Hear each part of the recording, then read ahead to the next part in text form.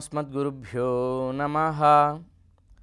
काश्यपान्वयसञ्जातं नारायणपदाश्रितं श्रीमन्नारायणं वन्दे यतीश्वरश्रियाजुषम्। आपदामपहर्तारं दातारं सर्वसम्पदां लोकाभिरामं श्रीरामं भूयो भूयो नमाम्यहम्। मनोजवं मारुततुल्यवेगं जितेन्द्रियं बुद्धिमतां वरिष्ठं वातात्मजं वानरयूथमुख्यं श्रीरामदूतं శిరసా నమామి।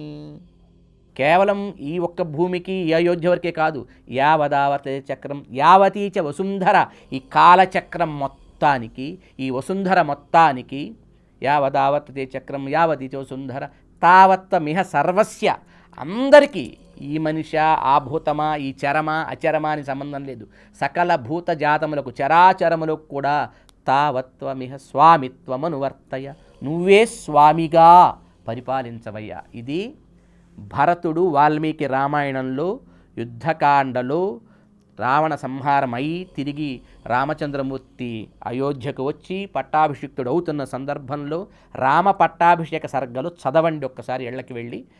స్వామి నువ్వు, నిన్ను స్వామి అనాలి. తిరుమల కొండ మీద స్వామి పుష్కరిణి అని పిలుస్తాము. పుష్కరిణి ఎందుకో తెలుసా? స్వామి అంటే రాజు, కింగ్, హెడ్, పరిపాలకుడు. ఈ ప్రపంచంలో ఎన్ని తీర్థాలు ఉన్నాయో అన్ని తీర్థాలకి ఆయన కింగ్, ఆ తీర్థం కింగ్. అన్ని తీర్థాలు వాటిని పవిత్రం చేసుకోవడం కోసం అక్కడికి వెళ్తాయని వెంకటాచల మాహాత్మ్యం అతి వైభవంగా కీర్తిస్తుంది ఆ స్వామి పుష్కరిణి గొప్పతనాన్ని.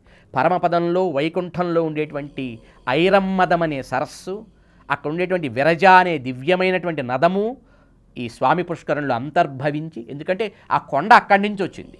వైకుంఠంలో భగవంతుడు హాయిగా మనసు పరమాత్మ సంతోషం పడుతూ ఆటలాడుకునే క్రీడాద్రిని గరుడు ఈ భూమి మీదకి తీసుకొచ్చి పెడితే అది తిరుమల కొండ అయింది. స్వామి ఎప్పుడొచ్చినా ఆ పుష్కరిణితో పైకి వచ్చేవాడు. స్వామి బయటకు వచ్చేప్పుడు వచ్చే పుష్కరిణి అది స్వామికి చెందిన పుష్కరిణి కనుక స్వామి పుష్కరిణి. పుష్కరిణులన్నింటికీ రాజు కనుక స్వామి పుష్కరిణి. ఇది అర్థాలు వాటికి. ఇప్పుడు ఇది పెద్ద ఆయన చెప్పిన దానికి దీనికి సంబంధం ఉందా? ఇవి ప్రమాణాలతో ఉన్నటువంటి అర్థాలు ఇవి. అంటే ఇవి దురదృష్టకరం. భగవద్గీతలో చెప్తాడు, అందుకే అహం హి సర్వయజ్ఞానం భోక్తాచ ప్రభురేవచ నతుమామభిజానంతి తత్వేనాతశ్చవంతితే అంటూ. అన్ని యజ్ఞములకు ప్రభువుని, మొత్తానికి పిత, లోకానికి సాక్షి, భర్త, గతి, సుహృత్, స్థానం, నిలయం అన్నీ నేనే అని భగవద్గీత చాలా స్పష్టంగా చెబితే ఆయన స్వామి అనకూడదట, అనొచ్చుట కానీ అసలు స్వామి అనేది ఎవరినో అనాలని చెప్తాడు ఆయన.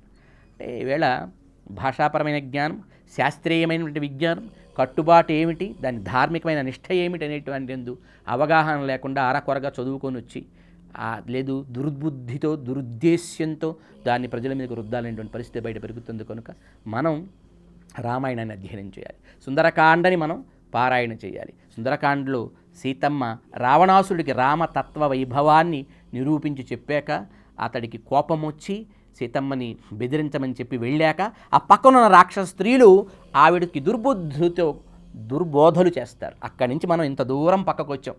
అక్కడ మొదలుపెట్టిన ప్రవచనాన్ని పక్కదాకా వచ్చాం. ఎందుకంటే రావణ స్త్రీలు ఎలా అయితే రావణుడి మాహాత్మ్యాన్ని చెబుతున్నారో, ఈవేళ సినిమాలు తీసేవాళ్ళు కర్ణుడు గొప్పని లేకపోతే అశ్వత్థామ గొప్పని, అంటే దురదృష్టవశాత్తు మహాభారతంలో ఏముందో రామాయణంలో ఏముందో అవి చదివి లేక చదవకుండా కూడా ఆ పాత్రల ఔన్నత్యాన్ని దెబ్బతీస్తూ మాట్లాడే వ్యక్తులు ఎలా ఈవేళ సమాజంలో మనకు కనిపిస్తున్నారో, సీతమ్మ దగ్గర రాక్షస స్త్రీల యొక్క బ్యాచ్ వీళ్ళంతా అని చెప్పడానికి ఇంత దూరం వచ్చాం మనం.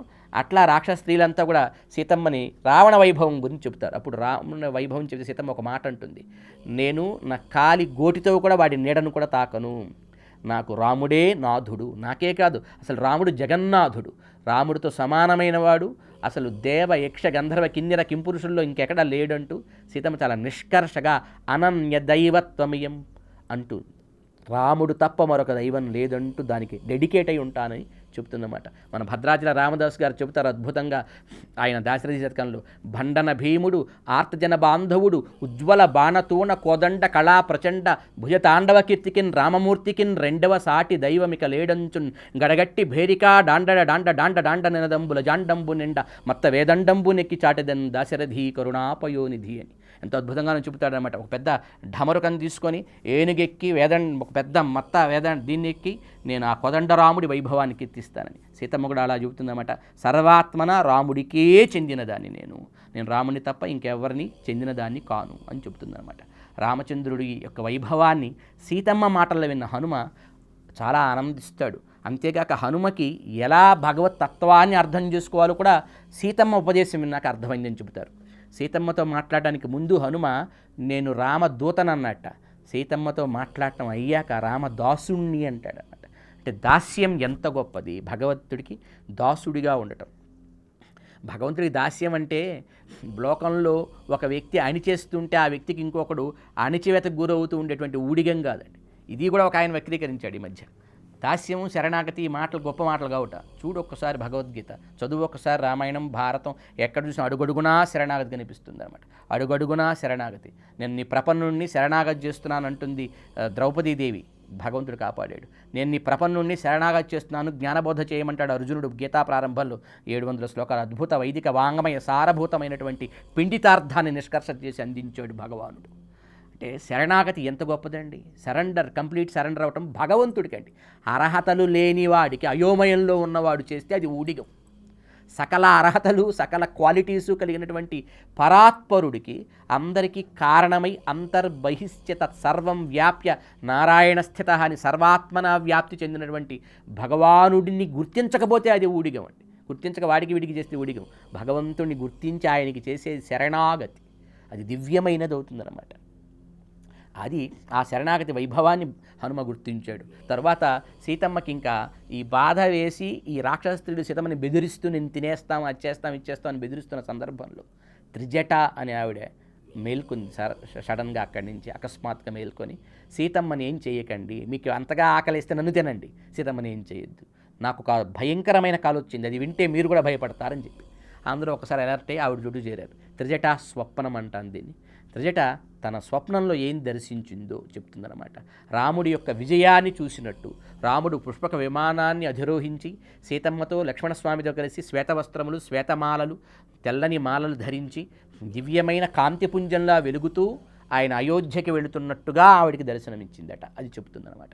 రావణాసుడి కొడుకైనటువంటి కుంభకర్ణుడు, అట్లాగే రావణాసుడి తమ్ముడైన కుంభకర్ణుడు, రావణాసుడి కొడుకైనటువంటి ఇంద్రజిత్, వీళ్ళందరూ కూడా నూనె గుంటలలో నూనెలు తాగుతూ మలపంకములతో నిండినటువంటి బురద గుంటలలో ఏడవబడుతూ, వాళ్ళు ఏదో గాడిదల మేంచి త్రోయబడుతూ మృత్యుముఖంగా ఉండే దిక్కులకు పయనిస్తూ ఉన్మత్తులై భ్రాంత చిత్తులై పలవరిస్తూ ఉన్నట్లు కల వచ్చిందని చెబుతుంది.